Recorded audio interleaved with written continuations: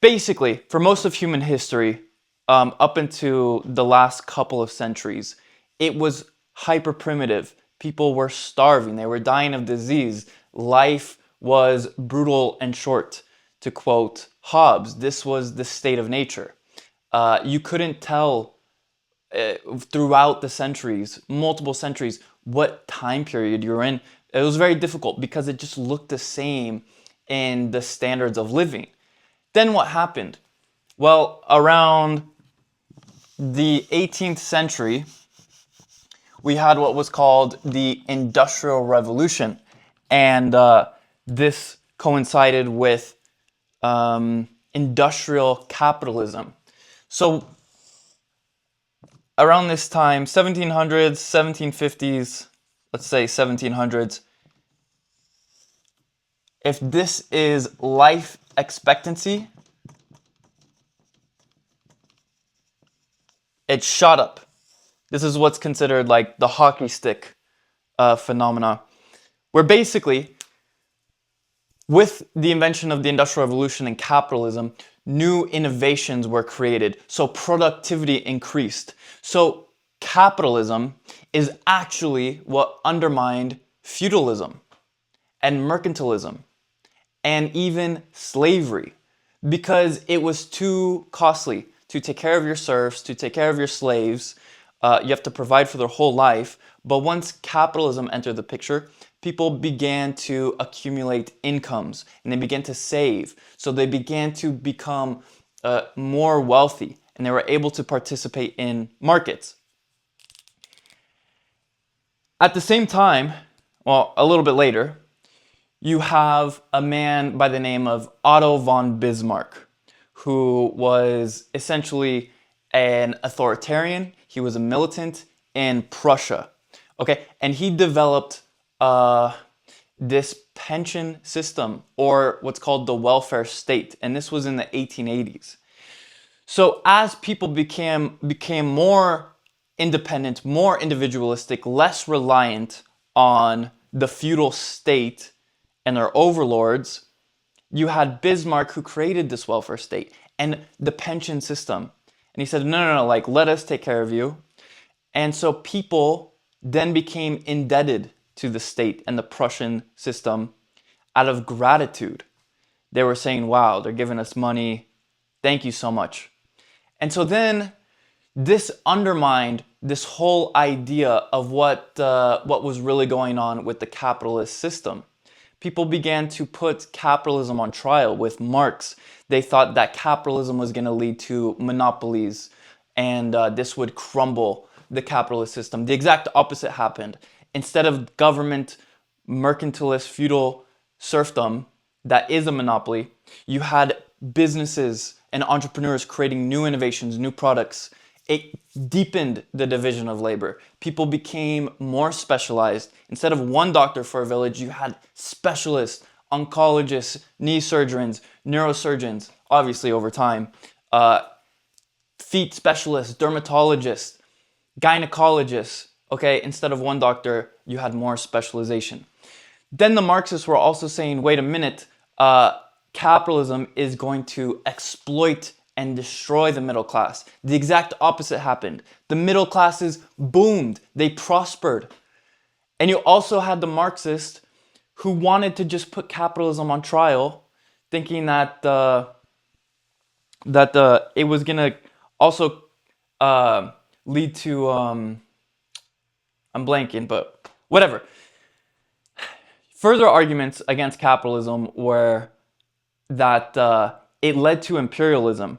This is absolutely false.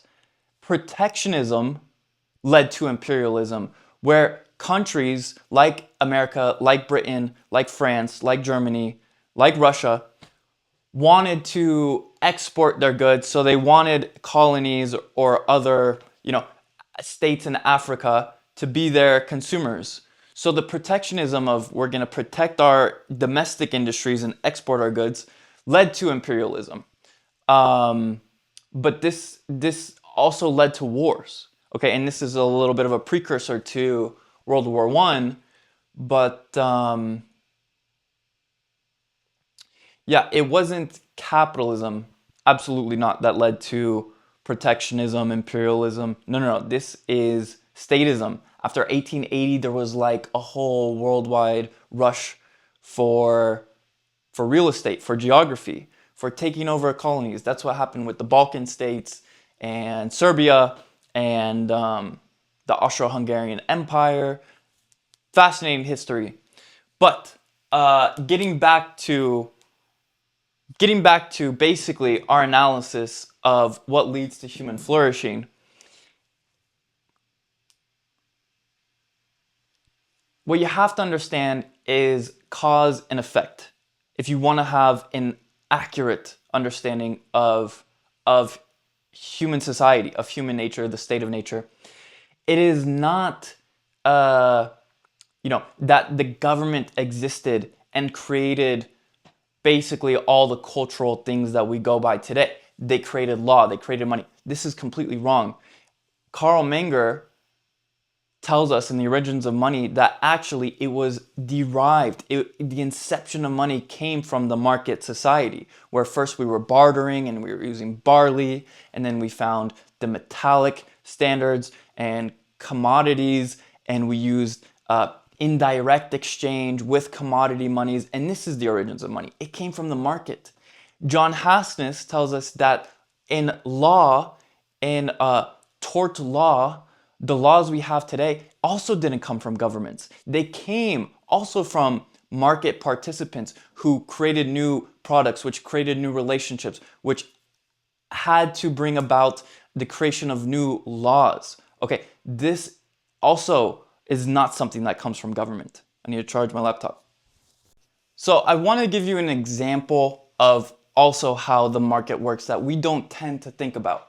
So let's take this book, for example. Okay, look at this book. Do you see? Think of this as a building, as a tower. And these are different floors. Let's call this 50 floors. Okay, boom, boom, boom. You have an elevator. It takes you up. This book has a vertical form of transportation. And we see buildings all the time with elevators. And we're like, wow, that's beautiful, transportation vertically. Look what happens in a society when you ask, well, who will build the roads without the government?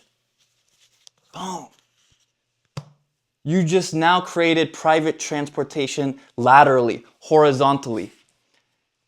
That's the beauty of the market. We don't even understand how we can have societies because we have some like fetish for vertical transportation, but we don't realize like it can be horizontal as well. Okay, you will have societies that can just expand outward, cities prospering, free, private, polycentric, proprietary, contractual societies.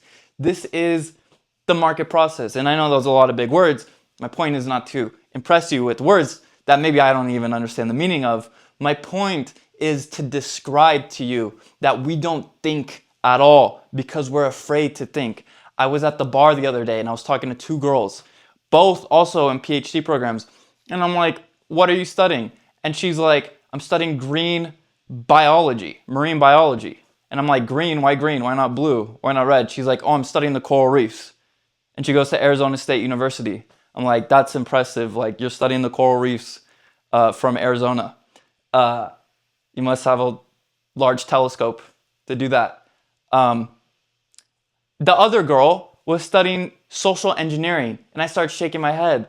And she's like, yeah, yada, yada, yada, plumbing or something. And I'm like, that's sick. Like, social engineers want to just control people and make them like little penguins telling them which ways to go. She's like, oh, you're a libertarian. Ayn Rand must be your god. I'm like, Ayn Rand's not even radical enough. She's like, what do you mean? I'm like, privatize everything. Get rid of the government completely. They're the ones who are destroying society. Through money. This is what I was trying to discuss last lecture, was because we have socialist money that leads to the devaluing from the central banks printing more. This basically undermines people's savings. Okay, the pauperization that we're witnessing, the destruction of the middle class, is not coming from capitalism. What form of capitalism would have only one currency? That is a socialized status currency. That's what we have today. That's what we're experiencing today. The Generation Z have been perpetually living in a society of inflation, a culture of inflation. And you ask like, oh, why are the prices of homes going up so much? Well, it's because of inflation and over proportionate asset price inflation.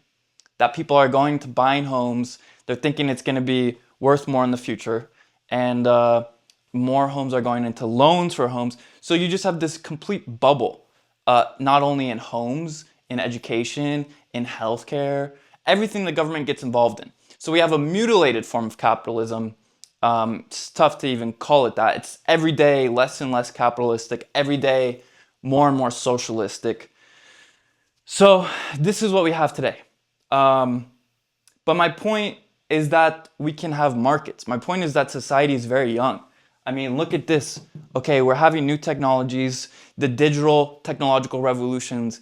This is what's going to increase life expectancy. This is what's going to bring to more prosperity. It's the division of labor. Take, for example, wars. As I mentioned, Otto von Bismarck was super anti-liberal. He wanted a welfare warfare statism. This was Prussia. This was the precursor to the Prussian Austro-Hungarian Empire, and then the Second Reich, and then with Kaiser Wilhelm, and then the Third Reich with Adolf Hitler. These people were National Socialists. They were anti-liberal. Both culturally and economically, the Third Reich under Hitler wanted autarky, or they wanted Lebensraum, I believe it's called, where they had enough geographical land to provide for their society. But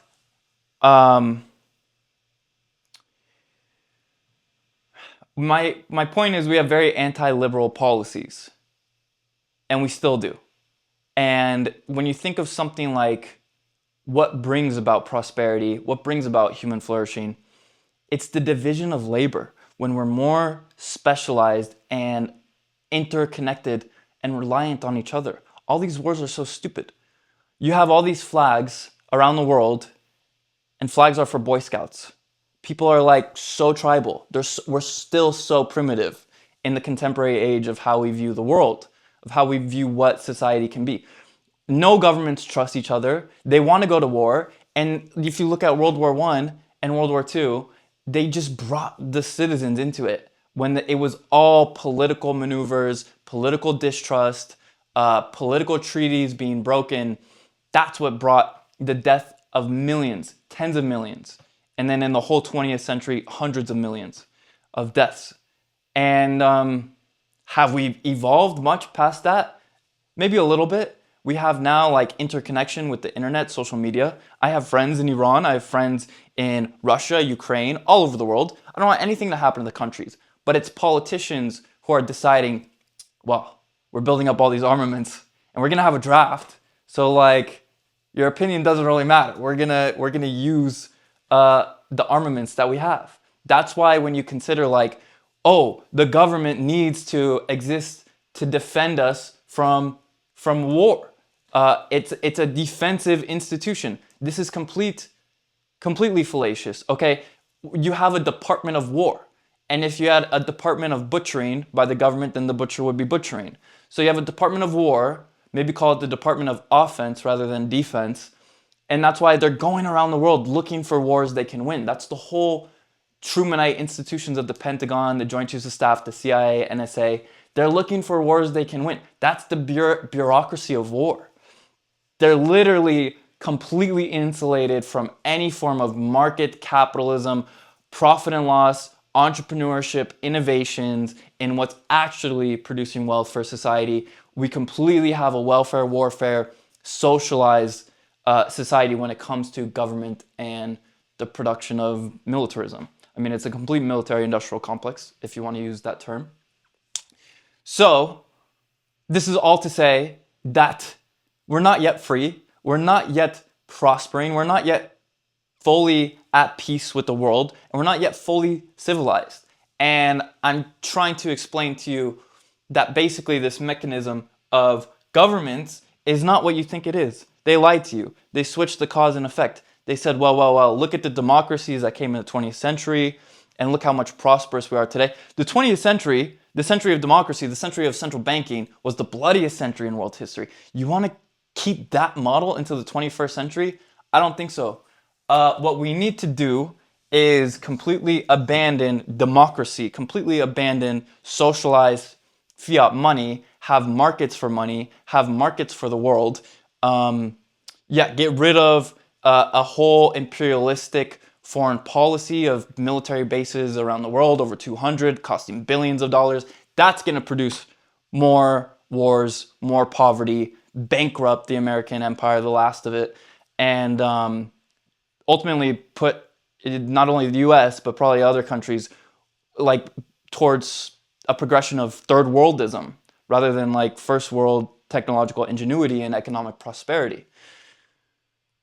So, with that, I think I'll conclude. And then I think next lecture, we can dive more into money. And that'll be very interesting because there's so much to money and the significance and importance of it. But thank you very much.